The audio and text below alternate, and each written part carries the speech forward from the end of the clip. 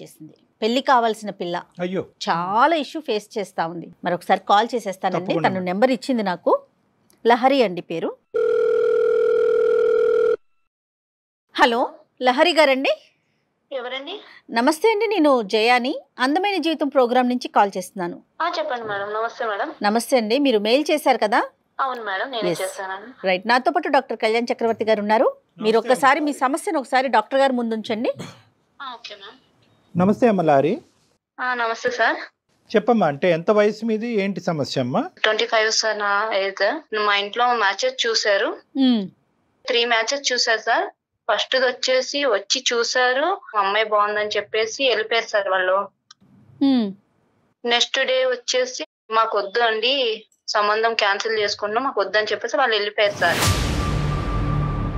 Reason ఏం చెప్పారు? Reason ఏం చెప్పలేదు మేడం. అంటే మీరు నచ్చకపోవటము, లేకపోతే అనుకునే ఇచ్చిపుచ్చుకోవటాలు నచ్చకపోవటము, అట్లా ఏదో ఉంటది కదమ్మా. రీజన్ అయితే ఏం చెప్పలేదు. సెకండ్ వాళ్ళు వచ్చారు, అమ్మాయి బాగుంది, మాకు నచ్చింది అమ్మాయి, మేము ఒక 2 days లో చెప్తాం మీకు అని చెప్పేసి వాళ్ళు వెళ్ళిపోయారండి. లారీ, ఈ సంబంధాలన్నీ ఎలా వస్తున్నాయి? మా పెద్దవాళ్ళ తరపున లేదంటే మ్యాట్రిమోనీ ద్వారానా? ఎలా వస్తున్నాయి ఈ సంబంధాలు? లేదు సార్, ఇదంతా పెద్దవాళ్ళు చూసిన సంబంధాలే సార్. పెద్దవాళ్ళు చూసిన సంబంధాలే. థర్డ్ వాళ్ళు కూడా వచ్చారు సార్. థర్డ్ వాళ్ళు కూడా వచ్చారు. వాళ్ళు వచ్చి చూసుకున్న తర్వాత అమ్మాయి నచ్చింది మాకు, ఈ అమ్మాయిని మేము 100% మా ఇంటి కోడలు చేసుకుంటామని చెప్పేసి బొట్టు పెట్టేసి వెళ్ళారు సార్. రైట్ అమ్మా. అలా వెళ్ళిన తర్వాత ఒక 2 days తర్వాత నేను కాల్ చేశాను. నేను కాల్ చేస్తే తను కాల్ లిఫ్ట్ చేయట్లేదు సార్. ఒక 3 times చేశాను, 5 times చేశాను, ఒక 10 times చేశాను సార్. అబ్బాయి కాల్ లిఫ్ట్ చేయట్లేదు. లాస్ట్ టైం చేద్దాము, ఎందుకు అనేది రీజన్ ఉండాలి కదా, కాల్ ఎందుకు లిఫ్ట్ చేయట్లేదు అని చెప్పేసి. బట్ నేను కాల్ చేశానండి. మళ్ళీ చేసిన తర్వాత ఆ పర్సన్ నాకు కాల్ అటెండ్ చేశారు. కొద్దిసేపు మాట్లాడిన తర్వాత తను మీకు చెప్తాను అన్న తర్వాత నేను ఏంటి అని అడిగాను. అడిగిన తర్వాత ఆ పర్సన్ చెప్పారన్నమాట, బట్ నీలాంటి క్యారెక్టర్ లేని అమ్మాయిని నేను మ్యారేజ్ చేసుకోను అని చెప్పేసి చెప్పేశారు మేడం.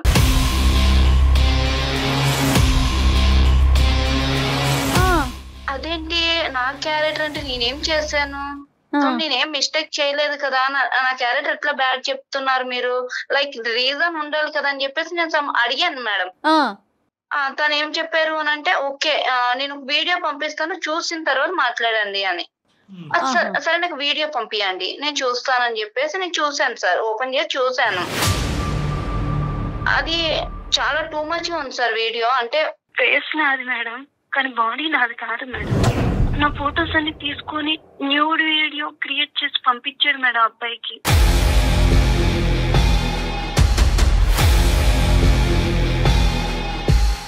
నాకు అసలు ఏం అర్థం కాలేదు మేడం, చూడడానికి చాలా దరిద్రంగా ఉంది మేడం.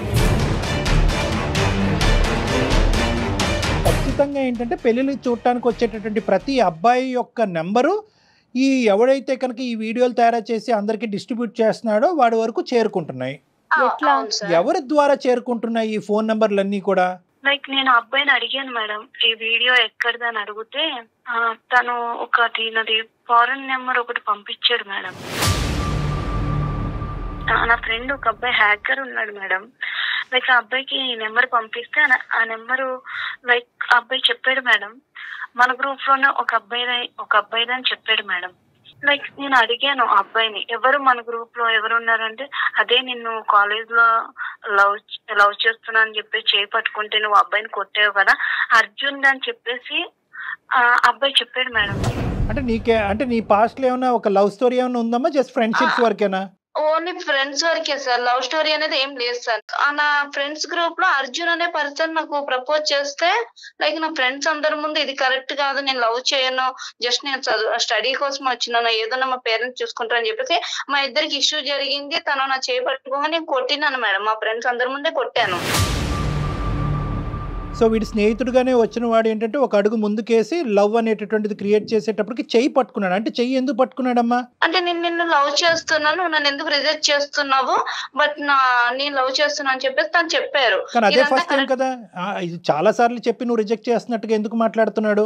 లేదు సార్, అదే ఫస్ట్ టైం. నేను కూడా చెప్పాను తనతోటి, ఇదంతా కరెక్ట్ కాదు, అవసరం ఏముంది అని అడుగుతున్నాను నిన్ను. అంటే తను ప్రపోజ్ చేశాడు సార్ అందరి ముందు, చేయి పట్టుకుని ఒప్పుకోవా అనేసరికి నాకు కోపం వచ్చేసింది, బలవంతం పెట్టాడు. ఓకే, బట్ కోపం వచ్చిన తర్వాత నేను అక్కడ వదిలేసినాం సార్, ఎవరికాల కాంటాక్ట్ లో లేము, బట్ తన వర్క్ తను, నా వర్క్ నాది. నువ్వు జాబ్ చేసుకుంటున్నాను అన్నప్పుడు?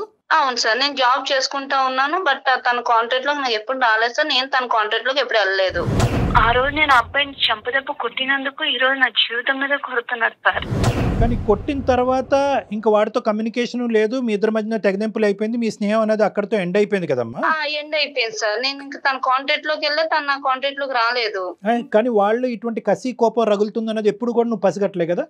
లేదు సార్, అసలుకి నేను ఎక్స్పెక్ట్ కూడా చేయలేదు సార్ ఇట్లా. ఇంకా వేరే ఫ్రెండ్స్ దగ్గర ఎవరి దగ్గర అయినా అతను ఏదైనా చెప్పటం గానీ, నీ మీద ఇష్టం ఉన్నట్టు మాట్లాడటం గానీ అట్లా ఎప్పుడన్నా విన్నావా? అట్లా ఎప్పుడు నేను వినలేదు మేడం. అదే ఫైనల్, ఇంకా లాస్ట్ అదే మాకు. వీడు కాన్స్టెంట్ గా నువ్వు కొట్టిన కాడి నుంచి ఇప్పుడు వరకు నిన్ను ట్రాక్ చేస్తూనే ఉన్నాడు, కాన్స్టెంట్ ఎజెండాలో ఉన్నాడు వాడు. ఈ ప్రాబ్లమ్స్ నుంచి నేను బయట పడలేకపోతున్నా సార్. ఎందుకనంటే నాకు తన మీద ఎటువంటి ఇంట్రెస్ట్ లేదు, జస్ట్ ఫ్రెండ్ టూ లోనే వెళ్తున్నాను. కానీ మీరు ఏదో ఒకటి చేయండి సార్. కదమ్మా, పోలీస్ కంప్లైంట్ ఇవ్వచ్చు కదమ్మా. వీడు ఇంత ఏదో పనులు చేస్తున్నాడంటే ఇప్పుడు వీళ్ళు ముగ్గురు వరకు ట్రాన్స్ఫర్ చేశాడా, లేదంటే ఎంతమందికి ట్రాన్స్ఫర్ చేశాడా? ఆ కసి కోపంతో నాకు దక్కనటువంటి అమ్మాయి ఎవరికి దక్కకూడదనే కసితో నీ పరువు తీసి బహిరంగంగానే నేను చంపేస్తున్నాడు వీడు. లేదు సార్, మేము పోలీస్ కంప్లైంట్ ఇస్తామని మీకు తెలుసు కదా సార్. ఊర్లో ఉండే వాళ్ళకి పరువు పోతుంది అట్లా ఇట్లా. ఇప్పటికే ఆల్రెడీ నాకు సగం పోయినట్టు సార్. లేదమ్మా, ఇలాంటి వాటికన్నిటికి సైబర్ క్రైమ్లు అనే సంస్థలు ఉన్నాయమ్మా. చాలా గోప్యంగానే ఉంచుతారు, చాకచక్యంగా తీస్తారు. ఇలాంటి వాళ్ళు తాట తీస్తారు. వీడు ఎంతమంది అమ్మాయినికి ఐ లవ్ యూ చెప్పి చేయి పట్టుకున్నాడు, ఎంతమంది అమ్మాయిలు వీడు చెంప పగలగొట్టారో, ఎంతమంది వీడియోలు మార్ఫింగ్లు చేసి డిస్ట్రిబ్యూట్ చేశాడో. వీడు పెద్ద క్రిమినల్. వీడికి పని పాట లేదు. నీలాంటి అమ్మాయిలు వెనకతలు పట్టము, వశపరుచుకునేటటువంటి ప్రయత్నంలో మీరు లొంగకపోతే కనుక బ్లాక్మెయిల్ చేసి బహిరంగంగా వీళ్ళకి పరువు తీసేటటువంటి ప్రయత్నం చేయాలి. ఇది జీవితంతో చెలగాటం అమ్మ. ఇది నీ జీవితం, మీ కుటుంబం, మీ పరువు యొక్క చెలగాటం. నాకు ఏం చేయాలో కూడా అర్థం కావట్లేదు సార్. పేరెంట్స్ కి తెలిసిందమ్మా? పేరెంట్స్ కూడా పంపించారు మేడం వీడియో. దరిద్రుడు. డాడీ వాళ్ళు నన్ను, అంటే డాడీ ముందుకు నేను వెళ్ళలేను కదా మేడం. అంటే అంత టూ మచ్ వన్ పిక్స్. మరి ఇంత మంచి వాళ్ళు ఏంటమ్మా? ఇంత అమాయకత్వం, ఇంత మంచితనం ఉంటే ఎలాగమ్మా? నీలాంటి పంపించాడటండి. వాడి యొక్క సైకాలజీ కంప్లీట్ గా క్రిమినల్ సైకాలజీ. ఇప్పుడు మార్ఫింగ్ అని నువ్వు చెప్పుకోవటమే కానీ సమాజం మార్ఫింగ్ అని ఎందుకంటారు? సమాజం ఆబ్వియస్లీ ఈ అమ్మాయి ఇలాంటి చెత్తకాటి పనులు అన్ని చేస్తుంది అనేటటువంటి ఉద్దేశంతో అనుకుంటారు కాబట్టి మీరు గొంతిప్పి మాట్లాడలేరు, మీరు పోలీస్ స్టేషన్ చుట్టూ తిరగలేరు కాబట్టి వాడు ఇలా రెచ్చిపోతున్నాడు. వాడు సరే, ఇప్పుడు వాడు ఎక్కడున్నాడమ్మా? వాడు ఎక్కడున్నాడు? వాడితో మేము మాట్లాడాలనా ఏంటి? ఎందుకు చేసావు మాకు పోలీస్ స్టేషన్ వరకు వెళ్ళకుండా? సార్ ఇప్పుడు నేను కాన్ఫరెన్స్ పెడతాను సార్, మీరు మాట్లాడండి సార్ కొంచెం ప్లీజ్ సార్. వాడితో మాట్లాడాలమ్మా, ఖచ్చితంగా మాట్లాడాలి. ఈ మధ్యలో ఈ సంఘటనలన్నీ జరిగి ఈ విధంగా ఈ ఇష్యూ అంతా స్ప్రెడ్ అయిన తర్వాత వాడితో అయితే కనుక నువ్వు ఫేస్ ఆన్ అవ్వలే కదా, డైరెక్ట్ 1-to-1 అయితే మాట్లాడాలి. ఓకే, అంటే నువ్వు పక్కా కదా వాడే చేస్తున్నాడు ఇదని చెప్పి పక్కా కదా నువ్వు? 100% పక్కా సార్. నేను అన్ని ప్రూఫ్ తో సహా నేను కొంచెం అర్థం చేసుకున్న తర్వాత మీకు కంప్లైంట్ ఇచ్చాను. సరే, నీ దగ్గర ప్రూఫ్లన్నీ పెట్టుకో, నీ దగ్గర అంతా ట్రాకింగ్ సిస్టమ్ అంత ఉంది, వాడి నెంబర్ ఎలా దొరికింది అనేది పెట్టుకో. ఇప్పుడు నువ్వు ఏంటంటే మామూలుగా క్యాజువల్గా చాలా కాలం అయింది కదా నీతో మాట్లాడి అన్నట్టుగానే మేము బ్యాక్గ్రౌండ్లో ఉన్నట్టుగా చెప్పకుండా వాడితో మాట్లాడి అసలు వాడి రియాక్షన్ ఏంటి అన్నది మనం చూద్దాము. వాడే చేసాడా లేదా అనేటటువంటిది ఫస్ట్ మనం రికార్డ్ చేసి బహిరంగంగా ఎస్ నేనే చేశాను అనేది మనం పట్టుకోగలగాలి. ఆ తర్వాత నేను ఇందులోకి వస్తా. ఓకేనమ్మా? ఓకే సార్, నేను కాన్ఫరెన్స్ పెడతాను. కాన్ఫరెన్స్ పెట్టు, మేము బ్యాక్గ్రౌండ్ లో ఉన్నామని చెప్పదు. Okay sir. రైట్. ఎంత దారుణంగా ఉన్నారో చూడండి కళ్యాణ్ గారు. మేడం ఇది జరుగుతుంది మేడం, ఎందుకు అంటే కనుక ఒక ఆడపిల్లకి సంబంధించినటువంటి కుటుంబానికి పెళ్లి అనేటటువంటిది చాలా పెద్దది, ప్రధానమైనటువంటి అంశం. ఎస్పెషల్లీ పల్లెటూరులో ఉండేటటువంటి వాళ్ళకి ఎప్పుడైతే కనుక ఇటువంటి సంఘటన జరుగుతుందో ఇదేదో మార్ఫింగ్ చేశాడు ఇచ్చేసాడు అనుకోదు, ఆ భారం అంతా, ఆ గిల్ట్ అంతా వాళ్ళ మీదే అనుకుంటారు. ఏమనుకుంటారు? అరే నువ్వు ఆ మగవాళ్ళతో స్నేహం చేయకపోతే బాగుండేది, వాళ్ళతో చట్టపట్టాలు వేసుకుని తిరగకుండా ఉంటే బాగుంటది, నువ్వు ఫోటోలు తీయించకుండా ఉంటే బాగుంది అని చెప్పి గిల్ట్ వాళ్ళ నెత్తి మీద వేసుకుని ఎవడైతే అసలైనటువంటి క్రిమినల్ ఉంటారో వాడిని క్షమించి వదిలేస్తారు. అలాగే ఇలాంటి వాళ్ళు జారుతున్నారు ఈ క్రిమినల్. అవునండి, అవును, సరైన శిక్ష పడాల్సిందే. హలో హాయ్ లహరి, ఎలా ఉన్నావు? అది 1 year తర్వాత ఫోన్ చేసావు, చాలా హ్యాపీగా ఉన్నా లహరి. ఇప్పుడుగా నా లవ్ యాక్సెప్ట్ చేసావా? నీకు తెలీదా? ఏమైంది లహరి?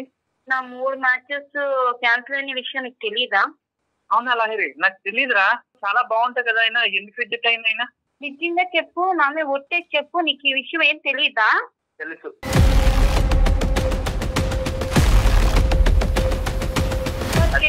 ఎందుకు చేసావు? నేను నిన్ను ఇష్టపడ్డా లహరి, నువ్వంటే నీకు అర్థమవుతుందా? నేను నిన్ను ఫ్రెండ్ రూల్ అనే చూసాను, లవర్ రూల్ లో చూడలేదు. నన్ను ఎంత గలీజ్ గా నువ్వు చూపించావంటే 10 మందిలో నేను తిరగాలంటే నా మొహం మీద ఉమ్మేస్తున్నారు.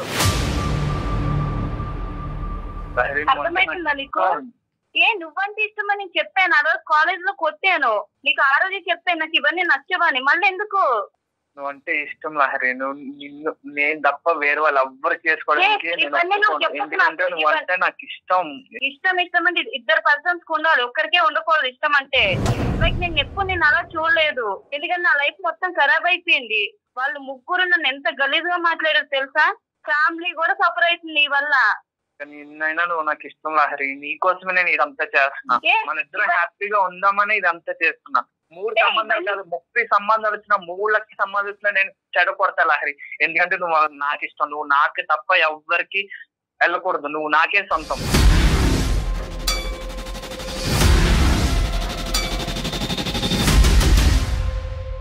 నీ కోసం నేను మంచి జాబ్ సంపాదించుకొని మంచిగా సెటిల్ అయ్యి మంచిగా పైసలు సంపాదించుకొని నా ఫ్యామిలీ కూడా సెటిల్.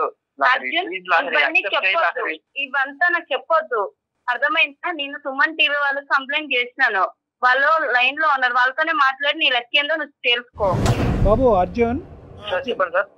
నా పేరు డాక్టర్ కళ్యాణ్ చక్రవర్తి, సుమన్ టీవీ అందమైన జీవితం నుంచి మాట్లాడుతున్నాం. లహరి మాకు కంప్లైంట్ పెట్టింది, అర్థమైందా? ఇలా నీ దగ్గర నుంచి ఒక భయంకరమైనటువంటి హెరాస్మెంట్ వస్తుంది. నేను ఏంటంటే ఈరోజు చచ్చిపోలేక ఇంకా ఆఖరి ప్రయత్నంగా మీకు ఫోన్ చేశాను. మా కుటుంబ పరువు అంతా కూడా రోడ్డు మీద పడింది, ఇటువంటి పరిస్థితుల్లో నాకు హెల్ప్ చేయండి సార్ అని మమ్మల్ని అప్రోచ్ అయ్యింది, రిక్వెస్ట్ చేసుకుంది. కాబట్టి మేము ఇన్వాల్వ్ అవుతున్నాం, ఆ అమ్మాయి తరపున మేము మాట్లాడుతున్నాం. అసలు నీ కథ ఏంటమ్మా? మేము డిగ్రీ ఫస్ట్ ఇయర్ లోనే నేను ప్రపోజ్ చేశాను సార్ తనకి. ప్రపోజ్ చేస్తే నా ఫ్రెండ్స్ అందరి ముందు తను నన్ను రిజెక్ట్ చేసి నన్ను కొట్టింది సార్. కొట్టిన తర్వాత 2 years వరకు బాగానే ఉన్నాను సార్. ఆఫ్టర్ తర్వాత ఎవరు లైఫ్ వాళ్ళు చూసుకున్నా సార్, నేను మంచిగా జాబ్ సంపాదించుకుని ఉన్నా సార్. తననే నన్ను అందరి ముందు అవమానించింది సార్. ఆ పగతో నేను తనకు వచ్చిన మ్యాచెస్ అన్ని నేనే కావాలనే వీడియోస్ ఫార్వర్డ్ చేశాను సార్. ఇంతకుముందు ఫోన్లో మాట్లాడినప్పుడు నువ్వంటే ప్రేమ, నువ్వంటే పిచ్చి పిచ్చి అని చెప్తున్నావు కదా, అంటే ప్రేమ పిచ్చి కాదా నీకు? అమ్మాయి మీద పగుందా? పగతో కూడిన ప్రేమ మేడం. చూస్తావారా అన్ని డైలాగులు చెప్తున్నావు? నా ప్రేమ మీకు కనిపించట్లేదు? కనిపించదు బాబోయ్, ఇలాంటి ప్రేమలు ఓన్లీ సాడిస్ట్ గాళ్ళకి సైకోపాత్లకి కనిపిస్తాయి. మాకు కనిపించవు బాబు, మాకు అర్థం కావు, మాకు కనిపించవు. వేరే వాళ్ళ ఆడపిల్లల జీవితాలతో ఆడుకునేటటువంటి నీ నేచర్లో ప్రేమ అనేటటువంటి పదాన్ని దయచేసి పక్కన పెట్టేసి క్రిమినల్ మైండ్ సెట్ ఉన్నవాడిని నేను అని అను. నీలో ప్రేమ లేదు, దోమ లేదు. ఒక ఆడపిల్ల జీవితంతో ఇలా ఆడుకుంటూ ఇన్ని సంబంధాలు క్యాన్సిల్ చేస్తూ ఇలా మార్ఫింగ్ వీడియోలు తయారు చేస్తూ ఒక అమ్మాయి యొక్క కుటుంబాన్ని రోడ్డు మీద ఈడ్చిన తర్వాత ఏ అమ్మాయి వచ్చి నీ మొహం చూసి నేను పెళ్లి చేసుకుంటుందని అనుకున్నావు? ఫస్ట్ ఆఫ్ ఆల్ ఈ అమ్మాయిని ఎప్పటి నుంచి ట్రాక్ చేస్తున్నావు నువ్వు? ఈ అమ్మాయికి సంబంధించినటువంటి ఫోటోలు ఎప్పటి నుంచి నువ్వు సేకరిస్తున్నావు? దాని మార్ఫింగ్కి ఎవరెవరి దగ్గర నుంచి ఎటువంటి సహాయ సహకారాలు తీసుకున్నావు? ఫైనల్గా ఈ వీడియోస్ ఈ ముగ్గురికి కాకుండా ఎంతమందికి డిస్ట్రిబ్యూట్ చేసావు? సార్ నేను దాదాపు 1 year నుంచి నేను అబ్జర్వ్ చేస్తున్నాను సార్. తను ఎక్కడికి వెళ్ళా, ఏం చేస్తుంది, ఎవరితో మాట్లాడుతుంది అన్ని నాకు తెలుసు సార్. తన కాల్ రికార్డ్స్ కూడా తెలుసు సార్. తను ఏం చేస్తుంది, తన ఫొటోస్ తన వీడియోస్ ఎలా మాఫీ చేస్తే ఎలా అవుతుంది కూడా నాకు తెలుసు సార్. నేను ఒక US నెంబర్ తీసుకొని దాన్ని బట్టి నేను తనకి ఫొటోస్ వీడియోస్ అందరికి షేర్ చేశాను సార్. ఎందుకంటే తనకి వచ్చిన సంబంధాలన్నీ వీడియోస్ ఫార్వర్డ్ చేశాను సార్. ఎందుకంటే తను నాకు ఇష్టం సార్, తను నాకు తప్ప ఎవరికి దక్కకూడదు సార్. మరి బాబు దీనికి నోబెల్ ప్రైజ్ ఎవర్రా బాబు, నువ్వు ఇంత గొప్పగా చెప్పుకుంటున్నావు? ఆ అమ్మాయికి కూడా ఇష్టం ఉండాలి కదా, అది ఆలోచిస్తున్నావా నువ్వు? మేడం ఇష్టం లేకుండా నేను తన కాలేజ్ డేస్ లో కూడా తనకి ఏం కావాలో అన్ని తెచ్చి ముందు. అరే బాబు, అరే ఇష్టం ఉంటే పరువులు తీర్రా. అరే ఈ రోజు ఆ అమ్మాయి సూసైడ్ చేసుకుని చచ్చిపోయి ఉండేది, అదేనా నీ ఇష్టం? ఆ అమ్మాయి చచ్చిపోయిన పర్లేదు, నువ్వు ఇష్టం అని ఇంకోసారి అంటే కనుక మర్యాదగా ఉండదు. నీకు ఇష్టం కాదు, ఆ అమ్మాయి అవమానం తట్టుకోలేక ఆ అమ్మాయి మొత్తం కుటుంబం మాస్ సూసైడ్ చేసుకుని చచ్చిపోవాలి, అది నీ కోరిక. ఇష్టం అని అంటే కనుక కబడ్డారు. ఏంద్ర ఇష్టం మీనింగ్ మార్చేస్తున్నావు, ప్రేమ మీనింగ్ మార్చేస్తున్నావు. నీకు దక్కాలా నిజంగా? ఎటువంటి ఏదన్నా అమ్మాయి ఇంత పరువు తీసిన తర్వాత ఏదన్నా అమ్మాయి నీ దగ్గరికి వచ్చిన రారా బాబు నువ్వే నాకు దిక్కు, నువ్వే పెళ్లి చేసుకొని అంటదా? కావాలి సార్, అలా కాదు. ఆ అమ్మాయికి కావాలి, ఆ అమ్మాయితో పాటు వేరే గిఫ్ట్లు కూడా నీకు వస్తాయి, అవి మేము సర్ప్రైజ్ రిటర్న్ గిఫ్ట్లు తొందరలోనే ఇస్తాం. కానీ అది కాదు, ఇటువంటి అమ్మాయిలు నువ్వు ఎంతమంది ప్రేమించావు, ఎంతమంది అమ్మాయిలు నిన్ను ఒప్పుకున్నారు, ఒప్పుకున్నటువంటి వాళ్ళని ఏ విధంగా హింస పెట్టావు? ఈ అమ్మాయి ఒక్కదైనా ఇంకా ఎవరినైనా కూడా ఇలా మార్ఫింగ్లు చేసి వీడియోలు తయారు చేసి బ్లాక్మెయిల్ చేస్తున్నావా? ఎందుకంటే నువ్వు చెప్పేటటువంటి ఇంత ఫ్రీ ఫ్లోగా నువ్వు చెప్తున్నావు చూడు, ఇదేం నీకు ఫస్ట్ టైం లాగా నాకు అనిపించట్లేదు. ఇది నీకు ఒక సాంప్రదాయం, ఒక ఆనవాయితీలాగా నాకు అనిపిస్తుంది. నువ్వు ఇలా చేస్తున్నావు నీ ఫ్రెండ్స్కి తెలుసా, మీ పేరెంట్స్కి తెలుసా? లేదు సార్. తలకిందులు ఏలాడదీస్తారు నిన్ను. ఏమనుకుంటున్నావు, ఏ సమాజంలో ఉన్నావు అనుకుంటున్నావు? ఆ అమ్మాయి ఉన్న బొమ్మ నువ్వు కావాలి కావాలి అనుకోవటానికి పంపించినటువంటి వాళ్ళు ఎంతమందికి డిస్ట్రిబ్యూట్ చేశారు? ఇప్పుడు ఏ వెబ్సైట్ ఓపెన్ చేసినా, ఏ సోషల్ మీడియా నెట్వర్క్ ఓపెన్ చేసినా కూడా ఈ అమ్మాయి యొక్క వీడియో బయటకు వస్తే కనుక మొత్తం అంతా కూడా వీళ్ళందరూ సూసైడ్ చేసుకుని చచ్చిపోవటం తప్ప ఇంకో దారి లేదు. ఆ ప్రాణాలు, ఆ పరువు కాపాడవలసినటువంటి బరువు బాధ్యత నువ్వు ఏదైతే ప్రేమ అంటున్నావో అది నీ భుజస్కంధాల మీద ఉంది. ఇప్పుడు నువ్వు అసలైనటువంటి ప్రేమికుడిగా ఇప్పటికైనా నిరూపించుకో. నిజం చెప్పు. సార్ నేను అది వీడియోస్ ఓన్లీ ముగ్గురు మ్యాచింగ్ వచ్చిన వాళ్ళకి మాత్రమే, వాళ్ళ ఫ్యామిలీకి మాత్రం పంపించాను సార్, ఇంకెవరికి పంపించలేదు సార్. ముగ్గురికి కూడా నేను రిక్వెస్ట్ చేశాను సార్, భయ్యా మీరు చూసి డిలీట్ చేయండి సార్, మీరు ఫార్వర్డ్ చేయకండి భయ్యా అని చెప్పాను సార్. అర్జున్ నమ్మొచ్చా? నిజమేనా నువ్వు చెప్పేది? నిజం మేడం, నిజం మేడం, ప్రామిస్ మేడం. పేరెంట్స్ కి ఎందుకు ఫార్వర్డ్ చేసావు? ఆ అమ్మాయి పేరెంట్స్ కి ఎందుకు ఫార్వర్డ్ చేసావు? చేశానంటే సార్ వచ్చిన సంబంధాలు ఎవరు తీసుకోకుండా నన్ను చేసుకోవాలని ఒక ఇదిలో చేశాను సార్. సో అమ్మాయి క్యారెక్టర్ అసాసినేట్ చేస్తే కనుక ఆ తల్లిదండ్రులు నువ్వు పంపించిన వీడియోనే నమ్మేసి ఇంకా అమ్మాయికి సంబంధాలు కూడా తీసుకొచ్చేటటువంటి ప్రయత్నం కూడా చేయరనేటటువంటి ఆఖరి ప్రయత్నం ఇది, అంతేనా? మీరు కూడా కాలేజ్ డేస్ లోనే లవ్ చేసి ఉంటారు కదా సార్, ఇలాంటి సిచ్యువేషన్ మీకు వస్తే ఆమె దక్కని అన్నప్పుడు మీరు ఏం చేస్తారు సార్? బాబు నాది లవ్ స్టోరీయే, నేను లవ్ మ్యారేజే చేసుకున్నాను. కానీ నేను ప్రేమించినటువంటి అమ్మాయి ఒప్పుకున్న తర్వాతే నేను ప్రేమించి పెళ్లి చేసుకోవటం అనేది జరిగింది. కానీ అవతల వాళ్ళని హింస పెట్టి నరకయాతన పెట్టి పెళ్లి చేసుకోలేదు ఎవరు. దాన్ని ప్రేమ అని అనరు, దాన్ని ప్రేమ అనరు. ఇందాక అమ్మాయి అంది కదా సైకోపాత్ శాడిజం అంది కదా, అటువంటి సైకోపాత్ శాడిజం అనేది నువ్వు చూపెట్టావు అమ్మాయికి. ఈరోజు ఆ అమ్మాయి బయటకు వచ్చి చాలామంది ఆడపిల్లలు ఇలాంటి సన్నివేశాలు తట్టుకోలేక సూసైడ్ చేసుకుని చచ్చిపోతారు. ఆ అమ్మాయి మాకు ఫోన్ చేసింది. ఈరోజు ఆ అమ్మాయి బ్రతికి బయటపడటం అనేది వాళ్ళు తల్లిదండ్రులు చేసుకున్నటువంటి పూర్వజన్మ సుకృతం. నేను వాళ్ళ పేరెంట్స్తో కూడా తర్వాత మేము ఫోన్ చేసి మాట్లాడాలి. కానీ నువ్వు ఇంత పని చేశాక అసలు ఇలాంటి పని చేస్తే ఆ అమ్మాయి ఒప్పుకుంటుందని ఎలా అనుకున్నావు? నీకెవరిచ్చారు ఈ దరిద్రమైన సలహా? అయితే నీదేనా? ఏం లేదు, దిక్కు లేక ఒప్పుకుంటుందని అనుకున్నాను, అంతే కదా. ప్రేమించి ఒప్పుకుంటుంది, ప్రేమను మళ్ళీ చిగురింపజేయాలనేటటువంటి ఉద్దేశం కాదు. ఆ అమ్మాయికి అన్ని ద్వారాలు మూసుకుంటే కనుక పెళ్ళి అనేది తప్పదు. కాబట్టి ఒక ఆడపిల్ల అక్కడ ఇంట్లో తల్లిదండ్రుల దగ్గర పోయింది, ఇక్కడ బయటకు వచ్చేటటువంటి సంబంధాల దగ్గర పోయింది. కాబట్టి ఒక ఆడపిల్లకి పెళ్ళి అంటే ఇంపార్టెంట్ కాబట్టి ఆ అమ్మాయి నమ్మి నీతో వస్తుందని, కానీ ప్రేమిస్తూ వస్తుందని అయితే మాత్రం నీకు 0.5% నమ్మకం కూడా లేదు, అంతే. నువ్వు చెయ్యి పట్టుకుంటేనే చెంప మీద కొట్టింది కదా, నువ్వు ఇలాంటి పని చేస్తే అసలు నిన్ను ఎలా యాక్సెప్ట్ చేస్తుంది అనుకున్నావు? నువ్వంటే అసహ్యం కలగదు? రేపొద్దున మీ ఇద్దరి మధ్యన ఓకే ఈ అమ్మాయి వచ్చింది మళ్ళీ నువ్వే కరెక్ట్ అని అనుకుంది, నిన్నే పెళ్లి చేసుకుంది. రేపొద్దున మీ ఇద్దరి మధ్యన ఏదైనా గొడవ వచ్చింది, ఈ అమ్మాయికి బుద్ధి చెప్పాలని చెప్పి ఇంకో 10 వీడియోలు నగ్నంగా స్నానం చేసే వీడియోలు తీసుకొచ్చి బహిరంగ పంపించవు అనేటువంటి నమ్మకం ఏంటి? ప్రేమిస్తే ప్రేమిస్తావు, లేదంటే పేక నరుగుతావు. అటువంటి క్యారెక్టర్ అనేది నీది ఇప్పుడు అర్థమైంది కదా.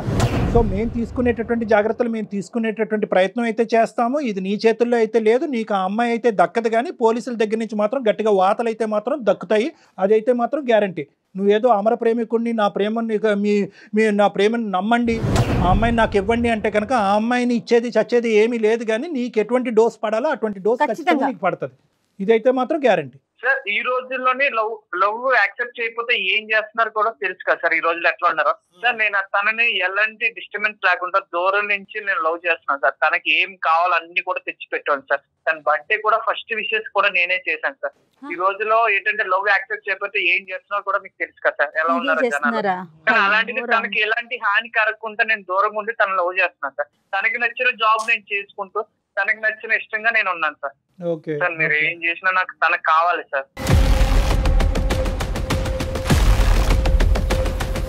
సార్ అడిగేదేంది అర్జున్, నువ్వు ఆ రోజు నువ్వు చేయబట్టుకున్నందుకే చెంప చెల్లు అనిపించాను, ఇంకా చెప్పుతో కొట్టలేదు, సంతోషించు. అదే మీ ఇంట్లో మీ అక్కకు మీ చెల్లికో జరిగితే ఇలాగే చేస్తావా? ఏం రియాక్ట్ అవ్వవా? నా లైఫ్ ఇబ్బందుల్లో ఉంది కాబట్టి నేను ఇప్పుడు నిన్ను అడుగుతున్నా అర్జున్, నా ప్లేస్ లో నువ్వు ఆలోచించు. రోడ్డు మీద కూడా వెళ్ళలేకపోతున్నా నేను, నువ్వు ఎదురుగుండా వస్తే నరకడం తప్ప ఇంకేం లేదు తెలుసా? నీలాంటి ఎదవని లవ్ చేసే కన్నా మా ఇంట్లో మా పేరెంట్స్ ఉండిపోవడం నయ్యం. నువ్వు ఫ్రెండ్ రా, అర్థమైందా? నా కొడుకు నువ్వు గానే నాకు ఎదురుగుండా కనిపిస్తుంది అనుకో, చీర్ పడేస్తా చెప్తున్నా.